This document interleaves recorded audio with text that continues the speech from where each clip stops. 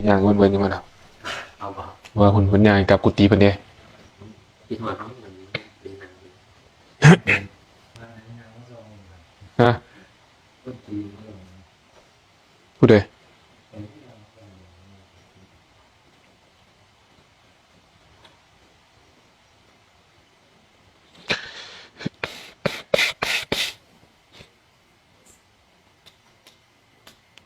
โอ้ยก็มีแต่โฆษณาพอดเว้ยไลฟ์สดก็เลยแต่โยมพระจมอยู่แล้วกาวันที่เขาก็ในก็เห็นโฆษณาความเพื่อนอารมณ์เลย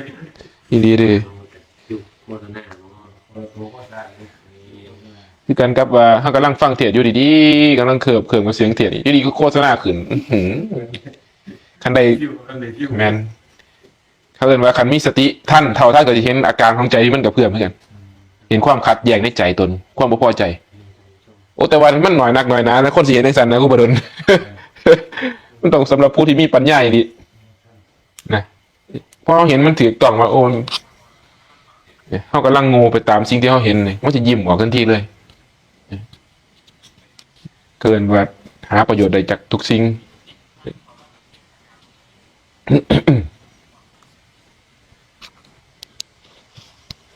นี่ก็อากาศหนาวนะอยู่วัดนี่อากาศหนาวใครจะส่งเสื้อกันยาวมาก็ส่งมานะ ปนเสื้อกันยาวหนาวแล้ว อากาศรถแบบเร็วมาก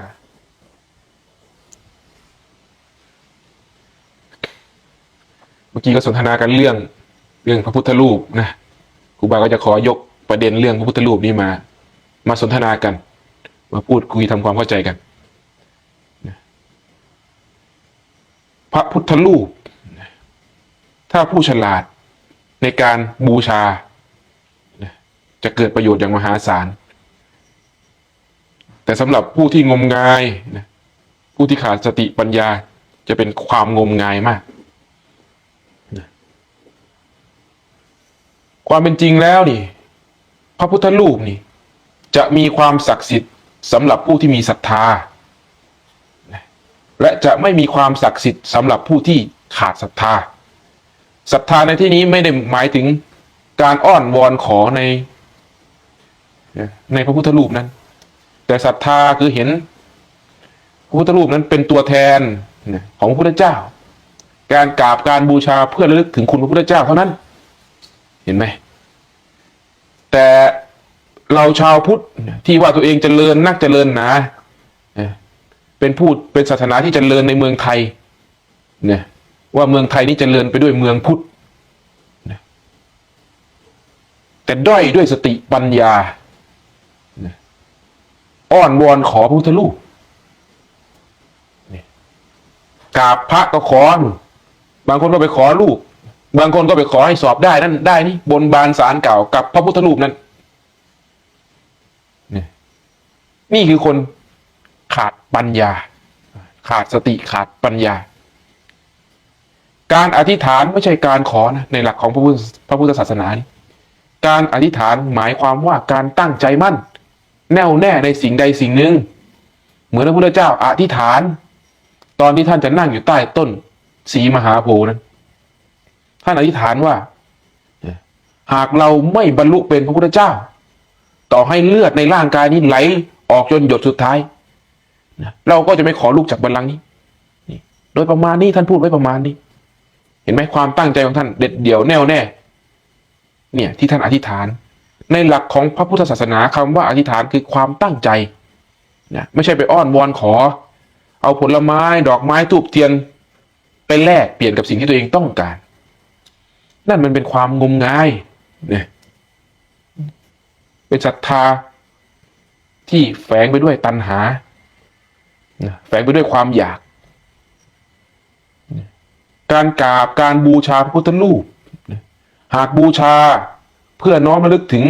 พระพุทธพระธรรมพระสงฆ์ระลึกถึงพระธรรมคำสอนระลึกถึงคุณความดีของพระพุทธเจ้าเห็นพระพุทธเจ้านี่เป็นตัวแทนของความหลุดพ้นเป็นตัวแทนของความเป็นอิสระผู้เป็นเลิศผู้ประเสริฐที่สุดน้อมระลึกถึงพระธรรมคำสอนจะไม่ทำความชั่ว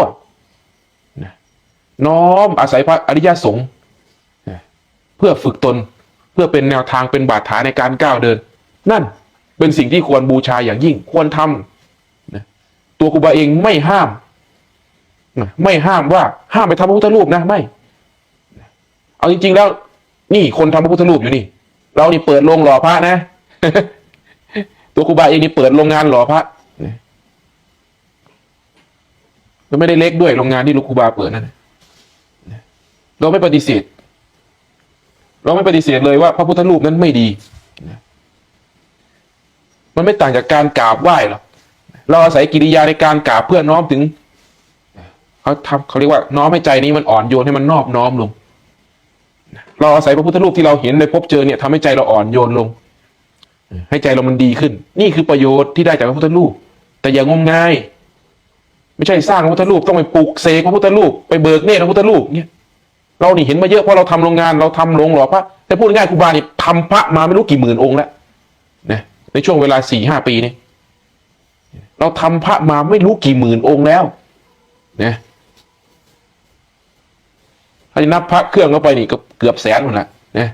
ในช่วงที่เราทำเนี่ยทั้งหูเอาพิธีพราหมณ์มากบพิธีพุทธเอามากบพระธรรมคำสอนเรานี่เห็นมาเยอะแล้วนะพอทำเสร็จก็ไปเบิกเนตรพระพุทธเจ้านะ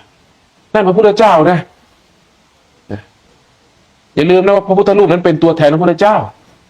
เราจะไปเบิกเนตรอะไรพระพุทธเจ้าจะไปเพิ่มอะไรให้พระพุทธเจ้าอีกมีแต่อาศัยพระพุทธเจ้าขนาดตัวครูบาเองปั้นพระเนี่ยแค่เป็นพระพุทธรูปดินเนี่ยเรายังให้ความเคารพกราบไหว้แค่เราจะปั้นพระเนี่ยเราต้องขอคำมาก่อนแล้วต้องกราบต้องไหว้นะ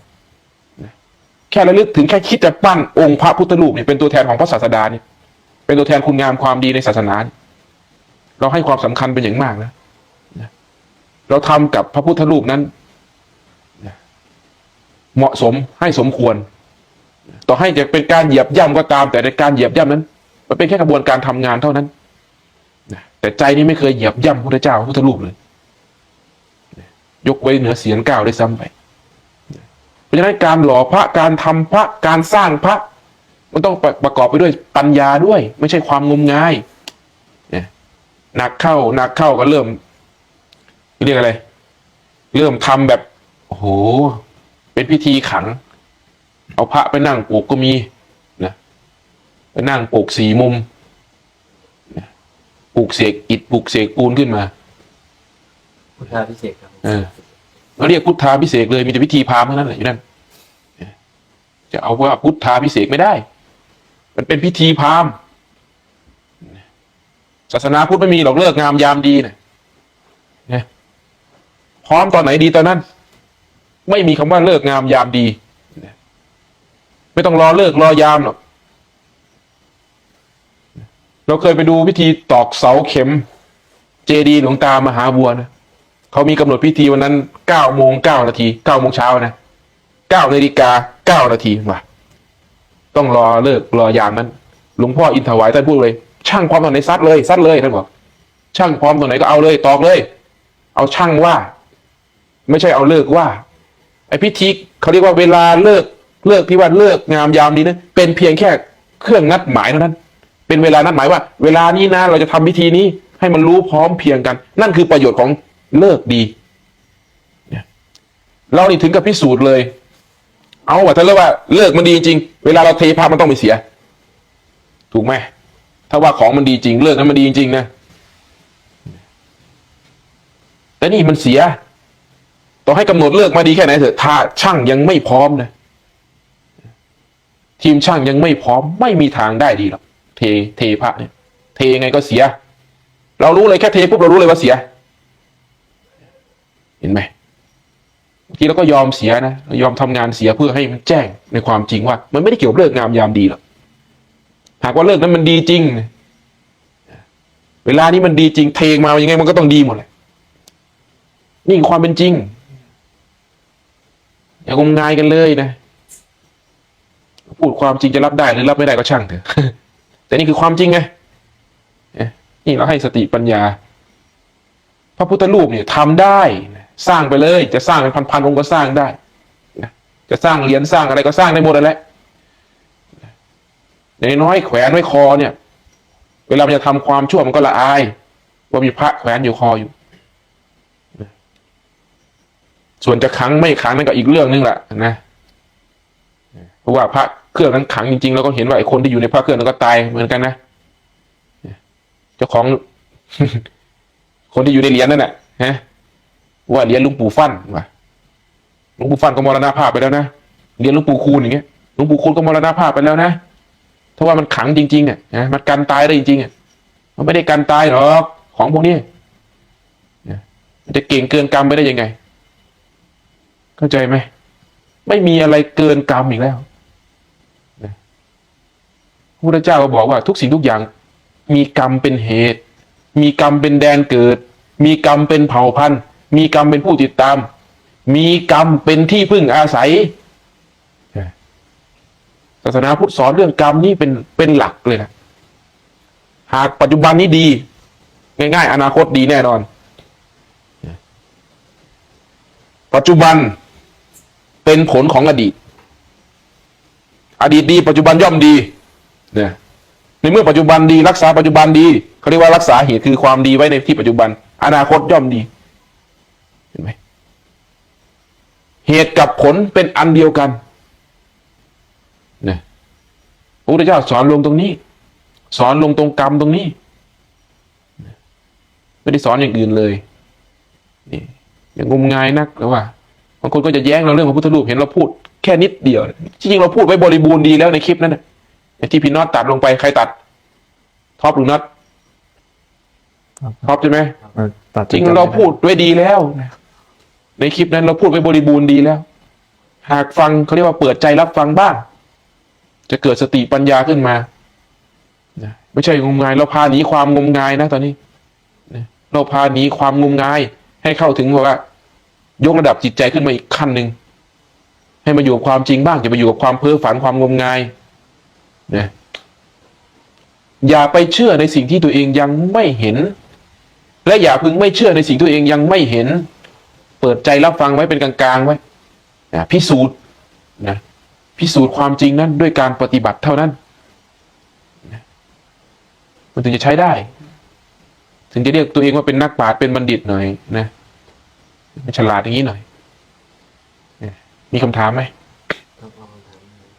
คุณจากคุณกระโถนข้างธรรมาสนะครับเขาบอกว่าครูบาคิดยังไงครับที่มีพระที่บอกว่าทำสมาธิแล้วไม่สามารถตรัสรู้ได้ครับไม่ได้ทำอานาปานสติใช่ครับเขาถามมา2อย่างก็คือการทำสมาธิแล้วก็การเจริญอานาปานสติตรัสรู้ไม่ได้ครับเป็นพระพูดอย่างเงี้ยเขาบอกมาสึกไปเถอะนะถ้าเป็นพระนะรีบถอดผ้าเหลืองแล้วหนีซะพระพุทธเจ้าตรัสรู้ด้วยอานาปานสติฟังให้ดีนะจะไปเปิดตำรับตำราเล่มไหนก็ตามนะเราตถาคตตรัสรู้ด้วยอานาปานสติถ้าเป็นพระนี่สึกไปเถอะนะอย่ามาอยู่ในศาสนานี้หากไม่เชื่อในพ่อแม่ครูบาอาจารย์ไม่เชื่อในพระพุทธเจ้าแล้วนะถ้าไม่มีศรัทธาในศาสนานี้ถ้ากับท่านทำลายตนแล้วเขาก็บอกว่าให้ฟังคำพระพุทธเจ้าให้เข้าใจแค่นั้นนะครับพระพุทธเจ้าสอนอะไรล่ะไปศึกษาดีๆนะไปศึกษามันท่องแท้ก่อนนะไปอ่านดูบ้างถ้าจะเอาตำรามาพูดนะไปอ่านให้มันเข้าใจให้มันได้ประโยชน์สมาธิประกอบไปด้วย2 อย่าง1ความสงบที่เรียกว่าสมถะนะ2วิปัสสนาที่เรียกว่าปัญญานะสมถะกับปัญญานี่ในแนวแถวของสมาธินะคำว่าสมาธินี่ไม่ใช่ว่าการมานั่งหลับตาเพียงอย่างเดียวแล้วก็ไม่ใช่ว่าเป็นนั่งลืมตาเพียงอย่างเดียวนะคำว่าสมาธิหมายความว่าจิตที่ตั้งมั่นอยู่ในความสงบนั่นเรียกว่าสมาธิเข้าใจไหมแต่ลืมตาหรือหลับตาหากจิตนั้นตั้งมั่นอยู่ในความสงบไม่หวั่นไหวไปกับอาการต่างๆนั่นจึงเรียกว่าสมาธินะถ้ามุ่งไปทางความสงบเกิดขึ้นปุ๊บนั่นเรียกว่าสมถะนะในแนวแถวของสมถะนี่เปรียบเหมือนการทำน้ำให้มันนิ่งเหมือนอยู่ในอารมณ์ใดอารมณ์หนึ่งให้มันได้ก่อน ให้มันจดจ่อเพียรเพ่งอยู่ในอารมณ์ใดอารมณ์หนึ่งจนจิตนิ่งสงบไม่หวั่นไหวไปกับความคิดปรุงแต่งไม่หวั่นไหวไปกับสัญญาอารมณ์ต่างๆนะอารมณ์ถ้าใจมันสงบแล้วเนี่ยเวลาอารมณ์มันเกิดขึ้นมันจะเห็นเลยนี่ใจมันกระเพื่อมเขาเรียกเหมือนน้ำที่มันนิ่งอะไรโยนลงกระทบกับน้ำปุ๊บมันจะเห็นว่าน้ำมันกระเพื่อมนั่นคือความผิดปกติของใจเนี่ยใจมันต้องถึงคำว่าสมถะก่อนเขาเรียกว่าเข้าถึงความสงบก่อนเมื่อน้ำเนี่ยที่มันกระเพื่อมอยู่เนี่ยเราชะโงกหน้าลงไปในน้ำนั้นมันเป็นไปได้ไหมว่าเราจะเห็นเงาในน้ำนั้นชัดนะมันเป็นไปได้ไหมพี่น็อตเงาในน้ำมันก็มีอยู่แต่มันเห็นไม่ชัดหน้าตาเราเป็นยังไงเราไม่รู้เลยสมถะจึงเปรียบเหมือนการทำน้ำนั้นให้นิ่งสงบยิ่งน้ำนิ่งมากเท่าไหร่นะเงาจะปรากฏชัดขึ้นชัดขึ้นชัดขึ้นชัดขึ้นนะแล้วเราจะเห็นว่าหน้าตาเราเป็นอย่างไรนะของที่อยู่ในน้ำนั้นเป็นอย่างไรเห็นไหมการเห็นตามความเป็นจริงโดยไม่ต้องย่นเดาปรุงแต่งรู้สภาวะที่มันเกิดขึ้นตามความเป็นจริงในน้ำนั้นนั่นเรียกว่าวิปัสสนาเห็นความจริงในแนวแถววิปัสสนาจะมีเขาเรียกว่าปัญญาสูงสุดของพระพุทธเจ้านะคือเห็นว่ามันไม่แน่สักอย่างหรือเรียกว่าเกิดดับนั่นเองหรือเรียกว่าอนิจจังถามว่าทุกคนรู้ไหมอนิจจังรู้หมดนั่นแหละใครมั่งจะไม่รู้ว่าอนิจจังจะหมายเอาตัวรู้นี่เป็นปัญญาเหรอแต่ทำไมมันรู้ว่าอนิจจังแล้วมันปล่อยวางไม่ได้ล่ะก็เพราะมันขาดสมถะมันรู้แต่ในความจำแต่มันไม่ได้รู้เข้าไปถึงจิตถึงใจไงญาณทัศนะคือเรียกว่าปัญญาญาณหรือญาณความรู้ของจิตไม่เกิดขึ้นไม่มีทางเข้าใจตัวนี้นี่ในแนวแถวของสมาธิทำไมอานาปานสติจะไม่บรรลุธรรมล่ะก็ในเมื่อพระพุทธเจ้าสอนอานาปานสติถ้าเป็นพระพูดนี่เราว่าแย่มากเลยนะถ้าเป็นพระพูดนะโยมพูดนี่ยังพอให้อภัยได้นะแต่ถ้าเป็นพระพูดแล้วพูดขึ้นมาอย่างนี้เนี่ยถอดผ้าแล้วหนีไปซะนะของขึ้นเลยตอนนี้ เอาคำถามที่เชื่อมต่อกัน คุณทวัชชัยครับการทำอานาปานสติมันจะเข้าฌาน1 ถึง 4หรือจะเข้าวิปัสสนาเห็นการเกิดดับมันทางไหนกันแน่ครับอานาปานสติเนี่ยหลักใหญ่เลยนะเราสร้างแต่เหตุเท่านั้นให้มีสติรู้ลมเข้ารู้ลมออกเท่านั้นนี่คือการเหมือนผลมันจะเป็นยังไงนั้นเป็นเรื่องของผลมันแหละมันจะเข้าไปถึงตรงไหนนั้นเป็นผลแต่หน้าที่เราคือรักษาสติหรือเรียกว่าเอาสติกำกับจิตแนบกับลมเท่านั้นรู้ลมเข้ารู้ลมออกรู้ลมเข้ารู้ลมออกอย่างนี้ทีนี้สิ่งใดๆมันจะปรากฏขึ้นมันจะเห็นลมมันเปลี่ยนแปลงเป็นยังไงมันจะเห็นลมมันสั้นลมมันยาวลมมันหยาบลมมันละเอียดมันจะเห็นอารมณ์เกิดขึ้นเห็นความเหนื่อยล้าเห็นความพอใจความไม่พอใจเกิดขึ้นในนั้นเห็นไหมเห็นความสุขความทุกข์เกิดขึ้นในนั้นเห็นความคิดเกิดขึ้นในนั้นมันจะเห็นอาการทำงานของขันธ์5ทั้งหมดนี่เพราะสติที่มันตั้งอยู่ในลมเท่านั้น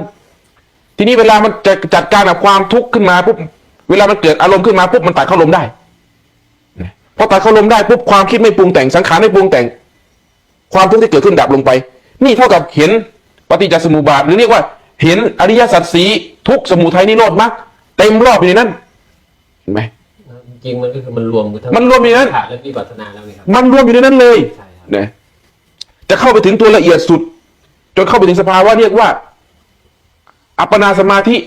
หรือเรียกว่าฌานอะไรก็ตามเถอะมันก็อยู่ในแนวแถวเป็นผลของอานาปานสติทั้งนั้นนะชั้น1 ชั้น 4ก็อยู่ในอานาปานสติ ใช่ ถ้าละเอียดขึ้นไปถึง16 ชั้นด้วยใช่ไหมครับ เราไม่รู้หรอกว่า16ชั้นมันประกอบไปด้วยอะไรบ้างเราไม่รู้หรอกนะแต่ในตำรามันก็มีบอกอยู่หาใครอยากรู้ว่า16ขั้นมันมีอะไรบ้างไปเสิร์ชดูใน Google นะแต่มันมีผลของมันในผลที่มันเด่นชัดในอานาปานสตินี่1ความโลภความโกรธความหลงลดลงอันนี้1,000,000%เลยยังไงก็ลดจากเคยอยากได้ความอยากจะลดลงมาสติก็เรียกว่าสติจะแนบแน่นมากขึ้นความทุกข์เกิดปุ๊บจะเห็นได้เร็วขึ้นมันจึงเหมือนมีทุกข์มากขึ้นที่จริงแล้วสติมันจับทุกข์ได้เร็วขึ้นทีนี้การรักษาลมไว้ดีแล้วนี่คือถนนเส้นนี้หรือหนทางเส้นตัดเข้าลมเนี่ยมันจะเจริญดีแล้วเวลาทุกข์ปุ๊บมันจะกลับเข้าลมได้อย่างรวดเร็วเห็นไหมทีนี้ก็เห็นทุกข์มันเกิดขึ้นแล้วจะเห็นทุกข์มันดับลงไปเขาเรียกว่าเห็นอาการเกิดดับของทุกสรรพสิ่ง อยู่บนฐานของลมหายใจ แม้แต่ลมนี่ก็ไม่เที่ยงนี่ลมแต่ละลมหายใจไม่เท่ากันบางทีมันก็อ่อนบางทีมันก็เบาบางทีมันก็หนักบางทีมันก็ร้อนเห็นอาการเวทนาของกายเกิดขึ้นดับไปเกิดขึ้นดับไปเดี๋ยวมันก็เจ็บเดี๋ยวมันก็หายเห็นความคิดเกิดความคิดดับเห็นไหมพูดง่ายๆคือจิตกำลังเรียนรู้อาการที่ไม่เที่ยงของโลกใบนี้หรือเรียกว่าของขันธ์กำลังเรียนรู้ว่าเฮ้ยอันนี้ก็ไม่แน่นี่หว่าอันนี้ก็ไม่แน่นี่หว่าอันนี้ก็ไม่แน่นี่หว่าใครที่ไปเห็นว่าความคิดเกิดขึ้นมาแล้วความคิดดับลงไปใครที่ไปเห็นเวทนาเกิดแล้วเวทนาดับนะใครที่ไปเห็นว่าสุขเกิดสุขดับเห็นไหมมันมีตัวผู้รู้นี้ที่ไปเห็นอาการต่างๆเกิดขึ้นตั้งอยู่ดับไปทั้งหมดทั้งมวลนี่เขาเรียกว่าเห็นความจริงหรือว่าเห็นยอดของปัญญานี่เมื่อจิตเห็นความจริงตามความเป็นจริงอย่างนั้นว่าทุกสิ่งทุกอย่างนั้นไม่น่าไว้ใจเลยหรือเรียกว่าไม่แน่ไม่เที่ยงจิตจะถอนความยึดมั่นถือมั่นที่สำคัญว่ามันแน่นอนมันแน่นอนเนี่ยออกโดยธรรมชาติการปล่อยวางนั้นจึงเป็นผลของการปฏิบัติจะไปกำหนดให้มันปล่อยไม่ได้การปล่อยวางนั้นเป็นผลของการปฏิบัติฟังไว้ให้ดีจะไปกำหนดให้มันปล่อยไม่ได้หรอกหากมีเจตนาไปทำให้มันปล่อยนะไม่มีทางจะเป็นการกดข่มเอาความคิดแก้ความคิดตัวนั้นนี่การปฏิบัติอานาปานสติเป็นอย่างนี้คนทำเท่านั้นถึงจะรู้ได้คนไม่ทำไม่มีทางรู้หรอกไปอ่านให้มันหมดตู้ก็ไม่มีทางรู้หรอกไม่งั้นนักวิชาการทางศาสนานะพอเรียนนักเรียนทำเนี่ยพอเรียน9 ประโยคคงบรรลุเป็นพระอรหันต์หมดแล้วจริงไหมนะแม้แต่คนที่เรียนเองก็หนีมาปฏิบัติหมดแล้วพระพุทธทาสท่านยังหนีมาปฏิบัติเห็นไหมหลวงตามหาบัวนี่ท่านยังหนีมาปฏิบัติเนี่ยไม่งั้นพวกนักวิชาการโอ้ยนะเป็นถึงอาจารย์สอนเขาก็ไม่สึกหรอกถ้ามันเข้าถึงธรรมตรงนี้นะเข้าใจไหมเนี่ยพูดแล้วของขึ้น แล้วจากคุณฉัตรชนกนะครับกับเรียนถามเจ้าค่ะขณะที่ทำความเพียรพร้อมบริกรรมพุทโธและฟังธรรมไปด้วยปฏิบัติเช่นนี้ถูกต้องหรือไม่คะถูกนะฟังธรรมอย่าไปตั้งใจฟังไม่ต้องไปเจตนาฟังหรอกฟ้าเหมือนกันแหละจับลมไปด้วยฟังไปด้วยนะมันไม่ได้ทั้งหมดหรอกนะจิตมันจะจับเอาเฉพาะสิ่งที่มันสนใจที่สุดนะฟังไปเล่นๆอย่างเงี้ยบางทีฟังวันนี้ยังไม่เข้าใจพรุ่งนี้ฟังมันก็อาจจะเข้าใจมากขึ้นอย่างครูบาเองเนี่ยฟังทำมาเนี่ย2-3 ปีเนี่ยการเดิมนั่นแหละเมื่อก่อนนี่เคยฟังแล้วกันนี่แต่พอมาฟังอีกช่วงหนึ่งถึงกับนั่งร้องไห้เลยทั้งนี้เทศตัวเดิมเลยแต่มันเข้าใจลึกซึ้งมากกว่าเดิมบทมันจะเข้าใจมันก็ผางขึ้นมานะแต่เข้าใจนั้นเป็นเขาเรียกว่าใจมันโน้มเอียงมาทางธรรมแต่ไม่ได้เกิดจากผลของการปฏิบัติแต่มันทำให้เราอยากออกปฏิบัติอยากปฏิบัติความเข้าใจตรงนี้เนี่ยมันจะเห็นว่าโอ้ไม่แน่แล้วตอนไหนเราจะปฏิบัติตอนไหนเราจะปฏิบัติการฟังธรรมคือทำใจให้เป็นกลางๆไว้ฟังด้วยความสงบการฟังธรรมให้มันได้ประโยชน์ที่สุดมันต้องฟังเหมือนฟังด้วยความสงบเหมือนเครื่องบันทึกเทปนี่แหละการบันทึกเทปมันต้องสงบเหมือนกันไม่มีเสียงอื่นมาแทรกไม่มีเสียงอื่นมารบกวนหากมีเสียงอื่นมารบกวนมาแทรกปุ๊บการบันทึกนั้นมันจะบันทึกได้ไม่ชัดการฟังธรรมก็เหมือนฟังธรรมด้วยความสงบจิตมันจะจดจ่ออยู่ในเสียงของธรรมเพลิดเพลินอยู่ในเสียงของธรรมบางทีฟังไปฟังมานี่เสียงนี้หายไปเลยนะกึ๊บหายไปเลยจิตสงบรวมได้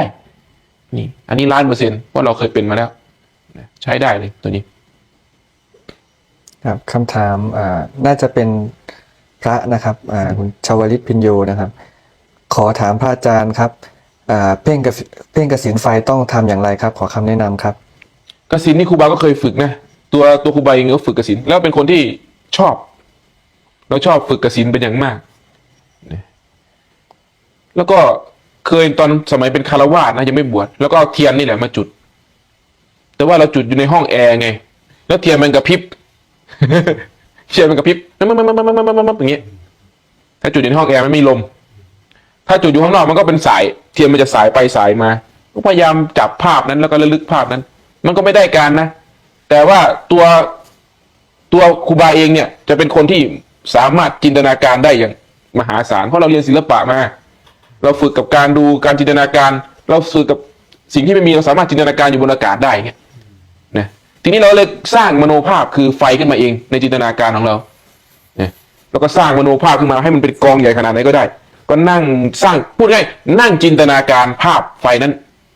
แล้วเขาเรียกว่าเอาจิตไปจดจ่ออยู่กับภาพที่สร้างขึ้นมานั้นพยายามอย่าให้มันหายไป สร้างเป็นไฟกองใหญ่ขนาดมหึมาขึ้นมา แล้วก็หดเล่นให้มันเล็กลงมาให้มันใหญ่ขยายให้มันใหญ่แล้วก็หดให้มันเล็ก จนสามารถควบคุมจินตนาการนั้นได้อย่างนึกคิด ทีนี้ก็เปลี่ยนไฟกองนั้นให้เป็นเขาเรียกว่าเป็นก้อนไฟลูกกลมๆเหมือนพระอาทิตย์เป็นก้อนไฟ แล้วก็เปลี่ยนไอ้ก้อนไฟนั้นให้เล็กลงมา ให้มันเล็กขยายขนาดไหนก็ได้ให้มันเล็กขนาดไหนก็ได้ แล้วก็เปลี่ยนไอ้ก้อนไฟที่เป็นลูกไฟแดงๆเหมือนเราเอาเหล็กไปเผากับไฟน่ะมันแดงๆเปลี่ยนให้มันเป็นไฟเย็นเปลี่ยนให้มันเป็นลูกแก้วเงี้ยแล้วเปลี่ยนเล่นไปเล่นมาอย่างนี้มันก็เพลินดีนะมันก็เพลินดีหากเราไม่เปลี่ยนไอ้กองไฟกองใหญ่ๆนั่นน่ะให้เป็นลูกไฟเย็นเป็นลูกไฟเย็นถ้าเรากองไฟนั้นเอามาครอบตัวเองให้มันเหมือนว่าเอานิมิตภาพนั่นน่ะเอามาครอบตัวเองไว้พอมันเริ่มครอบตัวเองมันจะรู้สึกอุ่นขึ้นมาจากหนาวๆนี่จะอุ่นขึ้นมาทันทีเลยเหงื่อจะเริ่มซัดออกเพราะจิตเขาเรียกว่ามันจำสัญญาที่มันร้อนว่าเป็นอย่างไรได้หนาวอยู่นี่ร้อนเลยเราเปิดแอร์2 ตัวนะในห้องนะห้องพระเราจะมีแอร์2 ตัวพูดตอนนี้ยังไม่บวชนะตอนอยู่บ้านฟังไม่ให้ดีเพราะมันมีคนว่าเป็นพระมีแอร์ได้นะเรายังไม่บวชตอนเราทำเนี่ยนะอยู่บ้านอยู่ห้องพระของเราเองนะแอร์2 ตัวเราเปิดเนี่ยเหงื่อนี่ไหลท่วมตัวเลยเพราะเราเอาไฟนั้นมาครอบตัวเองไว้ครูบาหมายถึงเรากำหนดมาเองใช่ไหมใช่เรากำหนดขึ้นมาพูดง่ายๆคือเล่นกับจินตนาการตัวเองจนมโนภาพนั้นชัดจนแทบแยกไม่ออกเลยว่าเฮ้ยเราจินตนาการหรือว่ามันเห็นจริงๆมันชัดมากมันชัดจนแบบผลของการเจริญกสิณเนี่ยจะมุ่งไปสู่ความสงบบทที่มันจะเข้าสู่ความสงบนี่มันมีนะทีนี้พอมันคิดจนมันขี้เกียจคิดแล้วมันจินตนาการจนมันขี้เกียจจินตนาการแล้วมันจะเลิกคิดพอมันเลิกคิดมันอยู่คิดปุ๊บมันจะสงบทันทีเลยมันจะดิ่งวูบเข้าไปสู่ความสงบได้นี่คือผลของการเจริญกสิณทุกกสิณต้องไปรวมที่ความสงบเท่านั้นนะแต่มันต้องเลิกคิดไม่มีมโนภาพต่างๆนั้นเกิดขึ้นมันต้องทิ้งทั้งหมดเลยปุ๊บเนี่ยเรียกว่ายิ่งคิดยิ่งไม่รู้จะรู้ก็ต่อเมื่อหยุดคิดพอมันหยุดคิดปุ๊บมันจะดิ่งเข้าสู่ความสงบเลยกึบเข้าไปไม่มีเวลาในนั้นเลยทีนี้กี่ชั่วโมงก็ไม่รู้แหละทีนี้จนกว่าจิตจะอิ่มอารมณ์ความสงบแล้วถอนออกมานี่คือผลของการเจริญกสิณจะเป็นในลักษณะอย่างนั้นครับคำถามจากช่อง TikTok นะครับคุณ AA ครับเวลานั่งสมาธิแต่จิตคิดโน่นคิดนี่ตลอดต้องทำยังไงจิตถึงจะนิ่งครับตอนนี้สติมันยังไม่มีกำลังที่จะกำกับจิตไม่ให้ไหลไปกับความคิดนะหากมันคิดให้รู้ว่าคิดเท่านั้นพอรู้ว่ามันคิดปุ๊บให้รีบกลับมาที่ลมหายใจเขาเรียกว่าดึงผู้รู้ทั้งหมดกลับมารู้ที่ลมพอมันรู้ที่ลมสักหน่อยปุ๊บเดี๋ยวมันก็คิดอีกมันจะเป็นอย่างนี้อดีตอนาคตมันจะลุมความคิดต่างๆมันจะเข้ามาลุมเราเป็นภาพนั้นภาพนี้เป็นเสียงนั้นเสียงนี้นะเพียงแค่เรารู้ว่ามันคิดก็กลับมาที่ลมพยายามอยู่กับลมไม่ได้เพ่งจดจ่ออยู่ในลมนั้นนะเพ่งไว้จดจ่อไว้เขาเรียกว่าเพิ่มกำลังสติมีเท่าไหร่รวบรวมไม่หมดเลยให้มันอยู่ในลมไม่ได้หากมันจะคิดให้มันคิดเป็นเพียงแค่ลมเข้าไปถึงไหนลมออกไปถึงไหนเท่านั้นอย่าให้มันคิดมั่วไปจินตนาการไปอย่างงู้นไปอย่างนี้นะตามอำเภอใจมันนะคำบริกรรมกำกับด้วยได้ไหมครับยิ่งดีถ้ามันจะคิดเป็นเสียงนะถ้ามันจะคิดเป็นเสียงนั่นเสียงนี่ให้มันได้ยินแต่เสียงพุทธกับโทเท่านั้นนะนี่เขาเรียกว่าเอาเชือกอีกเส้นฟันเข้าไปให้มันมีกำลังมากขึ้นคำบริกรรมนี้สำคัญมากเลยนะในยุคสมัยนี้ในยุคก่อนนี่คนมันอาจจะไม่มีความคิดมากขนาดนี้พระพุทธเจ้าถึงไม่มีคำบริกรรมให้แต่ในยุคสมัยนี้มันคิดเป็นคนคิดเยอะไงจำความได้มันก็คิดแล้วแต่เด็กนุ่นทีนี้มันต้องเปลี่ยนหนทางนั้นให้มันคิดกับให้มันคิดอยู่ปัจจุบันเท่านั้นคิดแต่พุทธกับโทเท่านั้นนะรู้ความคิดปุ๊บก็กลับมาที่ลมนี่แหละคือวิธีฝึกครับคำถามจากคุณธัญพรนะครับน้อมกราบขอความเมตตาเจ้าค่ะนิมิตที่เห็นในสมาธิมีเสียงมีภาพจะพิสูจน์อย่างไรว่าจริงหรือไม่จริงเจ้าคะนิมิตมันอาจจะจริงหรือไม่จริงนะมันเป็นไปได้2 อย่างเนี่ยแต่จริงก็ไม่ใช่แต่ไม่จริงก็ไม่ใช่บางทีมันก็ถูกก็มีเนี่ยบางทีมันก็ไม่ถูกนี่คือมันแสดงสัจธรรมว่ามันไม่มีอะไรแน่นอนหรอกเนี่ยมันกำลังแสดงสัจธรรมความจริงอยู่อย่างตัวครูบาเองเนี่ยตอนยังไม่บวชเลยนะเรานี่เห็นนั่งนิมิตเห็นเลขแล้วก็ถูกด้วย คนงานนี่จนแทบจะไม่ทำงานมันถูกหวยเยอะเกิน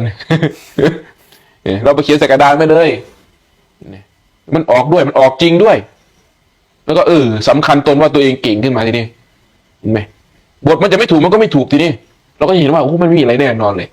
เราไม่ได้ปฏิบัติเอานิมิตเราไม่ได้ภาวนาเอาสิ่งนี้ เราต้องภาวนาออกจากสิ่งนี้ นิมิตต่างๆเนี่ยเพียงแค่รู้ว่ามันมีเท่านั้นแต่อย่าไปเชื่อว่ามันจริง มันจะจริงหรือไม่จริงก็ช่างมันเถอะไอ้นิมิตนี่ถ้าจะให้ดีคืออย่าไปสนใจมัน อย่าไปดูมันเลยนะ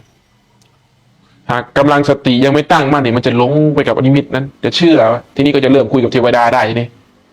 เริ่มคุยกับเทวดานั่นมาหาเทวดานี่มาหาไปเมืองนั่นไปเมืองนี้เริ่มแล้วทีนี้เริ่มไปแล้วก็เชื่อมันสารพัดทีนี้หนักเข้ามันจะวิปลาสทีนี้ตัวครูบาเองนี่ยิ่งเป็นคนที่มีนิมิตมากนะแค่เรานั่งปุ๊บนี่นู่นมันไปเดินจงกรมอยู่บนอากาศนู่นความรู้สึกเป็นภาพตัวเองไปเดินจงกรมอยู่บนอากาศบางทีก็ไปเดินจงกรมอยู่ในป่าอะไรก็ไม่รู้มันสามารถสร้างมโนภาพนั้นป่านั้นสวยงามมากอย่างกับป่าหิมพานต์นี่นะทางเดินจงกรมนี่ปูไปด้วยหญ้าสีเขียวแล้วก็เดินจงกรมอยู่นั่นบางทีแยกร่างเป็น2ร่างก็มีมีแต่นิมิตทั้งนั้น แต่อย่าลืมนะว่านิมิตจะเกิดขึ้นจริงนะ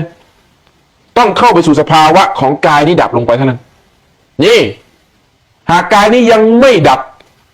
หรือเรียกว่าความรู้สึกทางกายนี้ยังไม่ขาดสะบั้นไปลมยังไม่ขาดไม่มีทางเรียกว่านิมิตมันเป็นความคิดเป็นสังขารเป็นความคิดเนี่ยมันเป็นแค่ความคิดเท่านั้นเราสามารถกำหนดความคิดนั้นได้อย่างเห็นอะไรเดินมานี่กำหนดมันหยุดมันก็หยุดบอกมันยกแขนมันก็ยกนะมันเป็นอย่างนั้นแต่พอเราหลงไงเราไหลไปกับภาพนั้นจนเชื่อว่าเป็นนิมิตที่จริงไม่ใช่นิมิตเหมือนคนที่ยังไม่หลับจะเรียกว่าฝันไม่ได้ไอ้ภาพที่อยู่ในหัวเนี่ยมันเรียกว่าความคิดถูกไหมมีภาพอยู่ในหัวเหมือนกันมีเรื่องราวอยู่ในหัวเหมือนกันระหว่างที่มันยังไม่หลับเนี่ยเขาเรียกว่าจินตนาการเรียกว่าความคิดเห็นไหมเว้นแต่ว่ามันหลับถึงเรียกว่าฝันตัวนิมิตนี่ก็เหมือนกันหากความรู้สึกทางกายนี้ยังไม่ขาดลงไปจะมาเรียกว่านิมิตไม่ได้นิมิตต้องเกิดตั้งแต่สภาวะที่ลมดับไปเท่านั้นจะเป็นมโนภาพที่ชัดมากเป็นเหมือนอยู่ในเรื่องราวเหตุการณ์จริง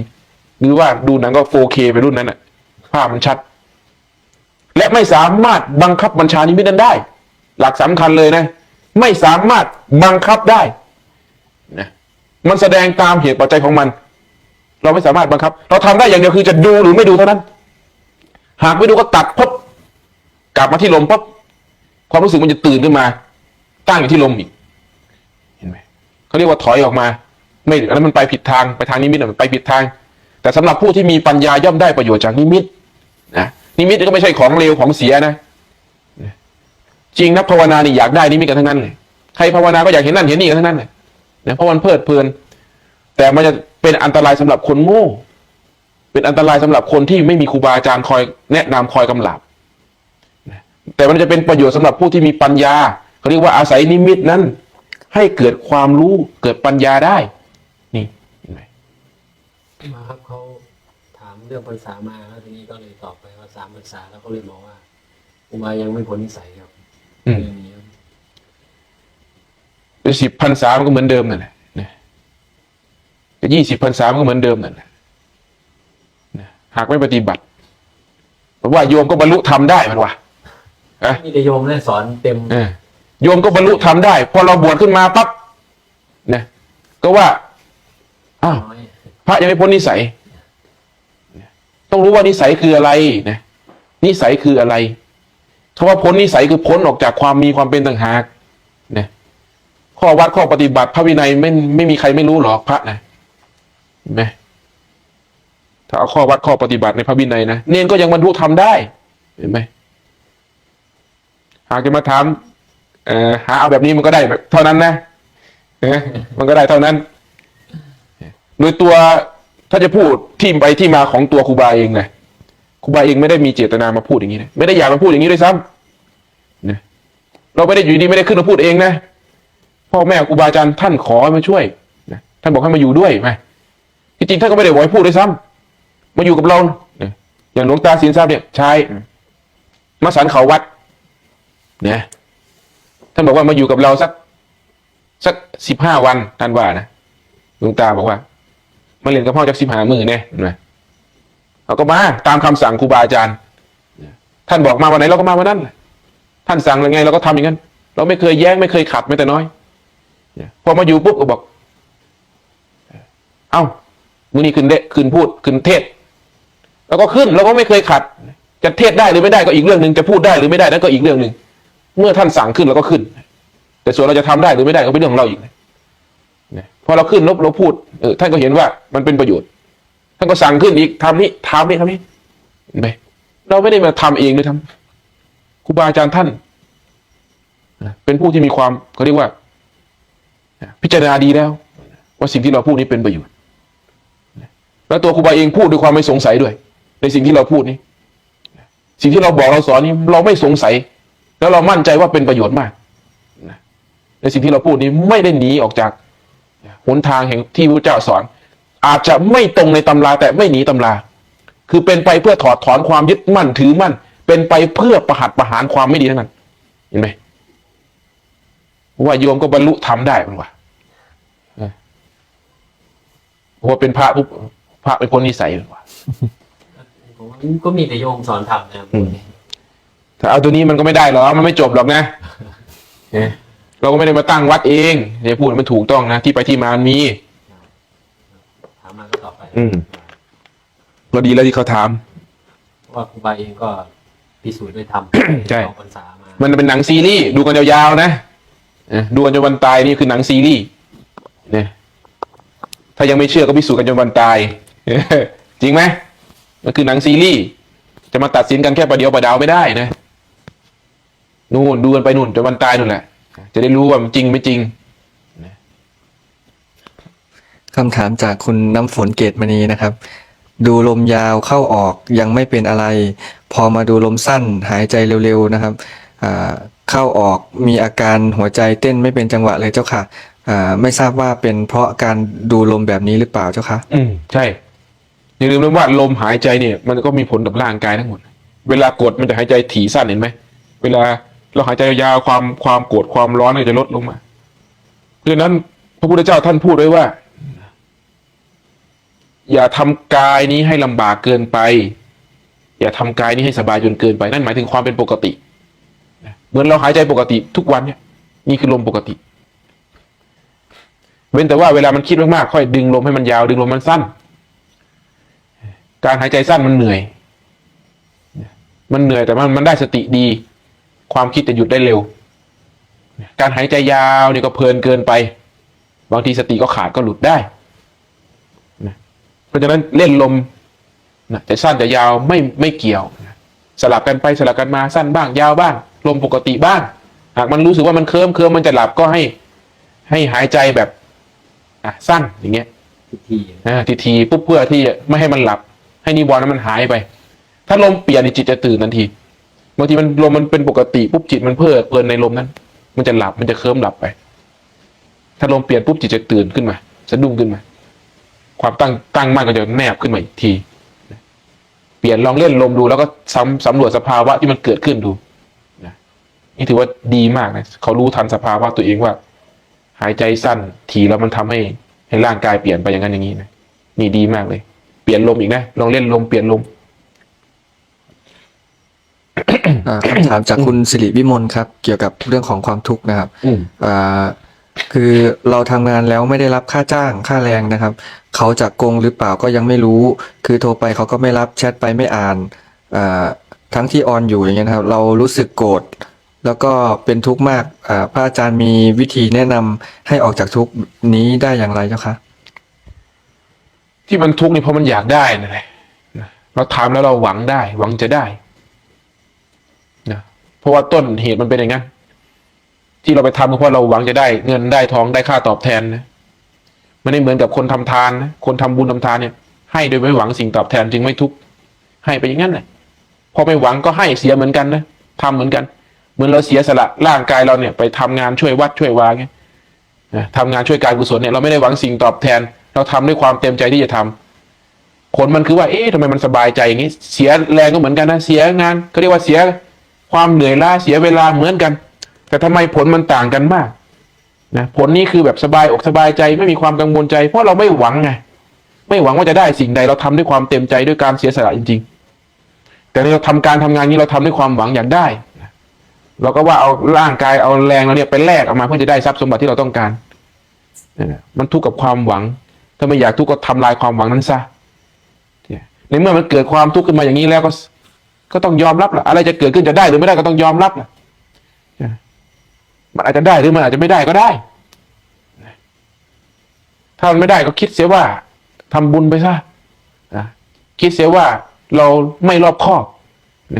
คิดเสียว่าเราผิดพลาดเองแล้วก็กันความผิดพลาดตัวเองในรอบใหม่เห็นไหมอย่าให้ใจมันเสียให้มันเสียแต่เงินนะเงินให้มันเสียไปแต่เงินที่มันไม่ได้นะให้มันเสียแต่เงินแต่อย่าให้ใจมันเสียนะ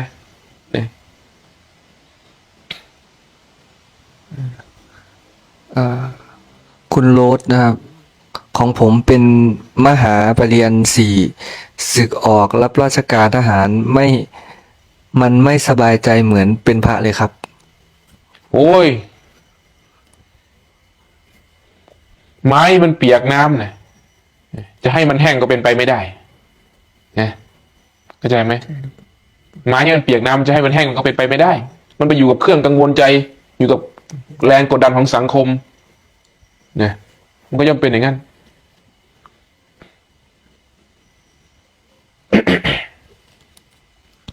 ครับคำถามจากคุณโต๊ดนะครับเรียนถามครูบานั่งไปได้สักพักมีอาการเหมือนลมไหลลงคอครับแต่บางครั้งเป็นแค่บางครั้งครับอยากเป็นบ่อยๆครับมีอาการลมไหลลงคอครับเขาน่าจะแบบว่ารู้สึกสบายอะไรอย่างเงี้ยครับมันเป็นได้บางครั้งเขาอยากเป็นบ่อยๆครับโอ้มันมีตัวที่มันเลิศกว่านี้อีกนะเนี่ยไอ้ความเย็นวาบๆที่ไหลลงไปทั่วกายเนี่ยยิ่งเลิศกว่าแค่ไหลลงคอนะบางทีเนี่ยเหมือนเราเปิดเอาน้ำเย็นๆมาล่าทั้งตัวนี่ฉ่ำไปทั้งตัวบางทีเหมือนแอร์นะนั่งอยู่ในห้องแอร์นั่งอยู่ในโอ้โหเย็นซาเนี่ยเขาเรียกว่าปีติตัวนี้เป็นปีติเป็นสภาวะปีติถ้าปีตินั้นระงับลงไปความสุขจะปรากฏขึ้นจะเกิดความสุขความสงบเนี่ยผลคือมันจะติดความสงบนั้นอยากได้อีกเขาเรียกว่าติดรสชาติของความสุขนั้นจะอยากได้อีกก็ทั้งทำบ่อยๆทำบ่อย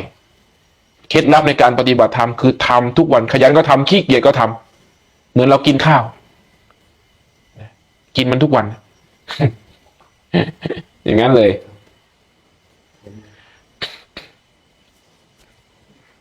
จากพระครูวิมลนะครับวัดไกรภูมิบอกว่าอยากให้พระอาจารย์อธิบายเรื่องนิมิตครับคุณโทษของนิมิตนะครับนิมิตก็มีทั้งคุณทั้งโทษครับนิมิตเนี่ยหากนิมิตที่เห็นนั้นประกอบไปด้วยความไม่แน่นะคือเราเห็นอยู่แต่เราไม่เชื่อว่าเป็นจริงเป็นจังนะเห็นว่าเป็นมายาตัวหนึ่งเนี่ยปัญญาของจิตเนี่ยรู้ว่าทุกสิ่งทุกอย่างไม่แน่นอนหรอกไม่พึงเชื่อแต่มันเห็นจริงๆอยู่ว่านิมิตนั้นปรากฏขึ้นผู้เห็นนิมิตประเภทนี้เขาเรียกว่าเห็นด้วยปัญญา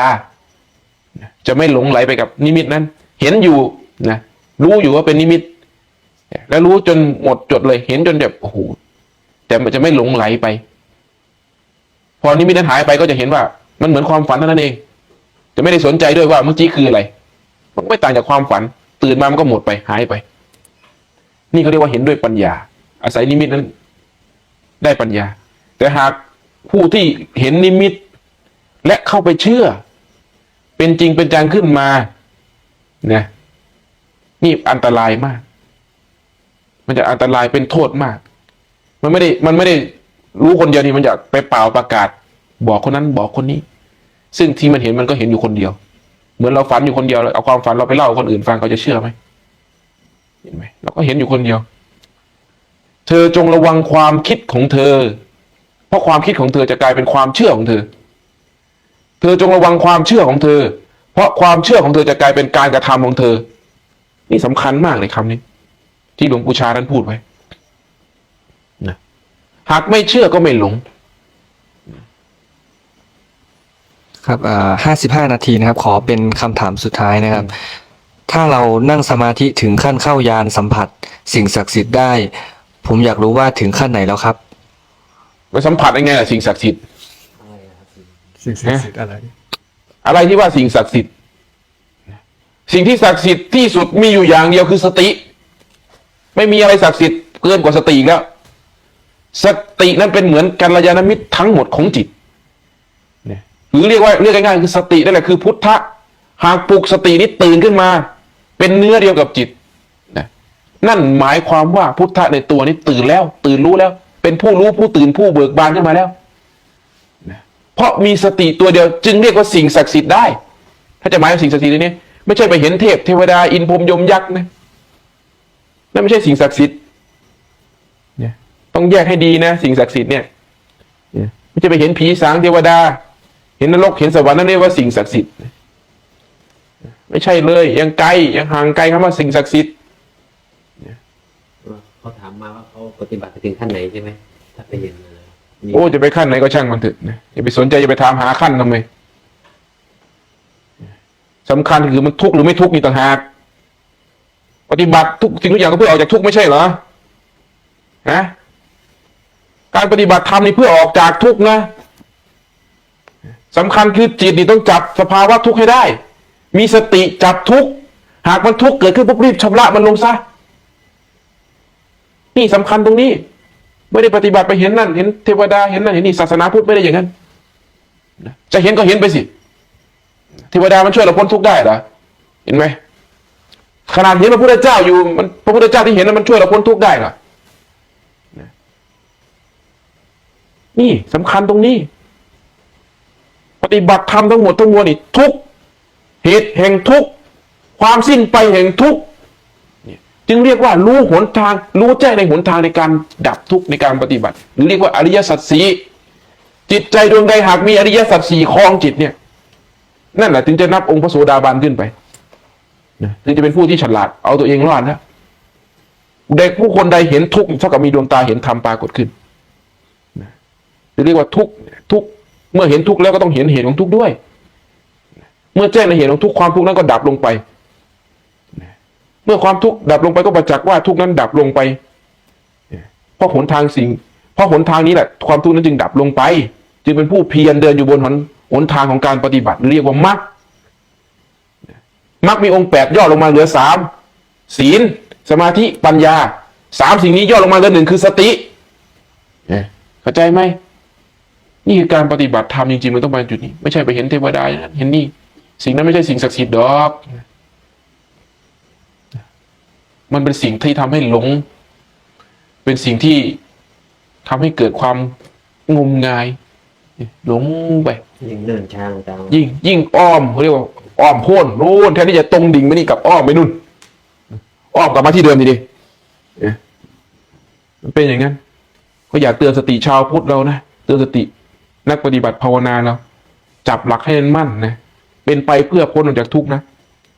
ไม่ใช่เป็นไปเพื่อเป็นนั่นเป็นนี่การปฏิบัติธรรมเพื่อสลัดออกจากความมีความเป็นหากมันคิดว่ามันเป็นพระโสดาบันจงรู้ไว้ซะมันไม่แน่นะไม่จริงหรอกนั่นแสดงว่าเข้าไปยึดมั่นถือมั่นแล้วเข้าไปมีไปเป็นแล้ว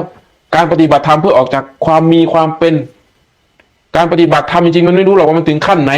มันรู้แต่ว่าทุกข์มันน้อยลงเท่าไหร่เท่านั้นนะแล้วมันจะรู้ว่าปัจจุบันเนี่ยเหตุเนี่ยรักษาเหตุเข้าไปถึงอริยชนหรือเรียกว่าตั้งแต่พระโสดาบันขึ้นไปเนี่ยจะเห็นเหตุเท่านั้นจะไม่มีเห็นอะไรเลยจะรู้เพียงเฉพาะเหตุเนี่ยเพราะเหตุอย่างนี้เรียกว่าเห็นกรรมเห็นต้นเหตุของทุกข์เห็นต้นเหตุของสุขเห็นต้นตอหรือว่าเห็นกรรมแล้วก็เห็นผลของกรรมในเมื่อเห็นเหตุแจ้งในเหตุย่อมเห็นผลอย่างชัดแจ้งเหมือนกันนี่คือการปฏิบัติธรรมทั้งหมดต้องมาอยู่ตรงนี้เป็นพระโสดาบันขึ้นมาระวังไว้ให้ดีนะเป็นพระสกิทาคามีขึ้นมาระวังไว้ให้ดีพระอนาคามียิ่งไม่แน่เลยพระอรหันต์ยิ่งของตายเลยบอกกันเป็นพระอรหันต์ปุ๊บอัตตาสูงทีนี้สำคัญตัวนั้นเป็นพระอรหันต์แล้วทำตัวอยู่บนฟ้าหนึ่งเบิดเจออยู่ทั้งหมด ไม่รู้เรื่องเลย คุณคุยก็ไม่ได้รู้เพราะสำคัญตัวมันใหญ่คนอื่นแล้วเป็นพระอรหันต์แล้วอยากพ่อพระอรหันต์เดี๋ยวอีเต็มมุนอุยปุยเลยอย่างนี้ดิ มันคุยไม่รู้เรื่อง คุยไม่รู้เรื่องไงมันต้องปฏิบัติออกจากความมีความเป็นทั้งหมดเป็นคนปกตินี่แหละที่ไม่เบียดเบียนคนอื่นและไม่เบียดเบียนตนเองเนี่ย คนอื่นก็ไม่เบียดเบียน เป็นผู้ที่บริบูรณ์ด้วยสติ เป็นผู้ที่บริบูรณ์ด้วยศีลสมาธิปัญญา เป็นผู้ที่ไม่เบียดเบียนคนอื่นคนอยู่ใกล้ก็มีแต่ความร่มเย็นด้วย เห็นไหมใครเข้าใกล้เข้าโอ้นี่ก็หมู่คณะนี่ก็หมู่คณะ มีแต่ความเมตตากรุณาที่เอื้อเฟื้อเกื้อกูลกันเป็นกัลยาณมิตรนะไม่ได้สำคัญตนว่าสูงกว่าเขาไม่ได้สำคัญตนว่าต่ำกว่าเขาและเขาไม่ได้สำคัญตนว่าเสมอเขาออกจากความมีความเป็นทั้งหมดทั้งมวลนั่นจึงเป็นการปฏิบัติธรรมจริงๆนะวันนี้ก็ซัดหนักหน่อยนะเนี่ยของมันขึ้นนะ มันขึ้นมาก่อนที่จะขึ้นเปิดไลฟ์แล้วอันนี้ก็พอนะจบ สาธุ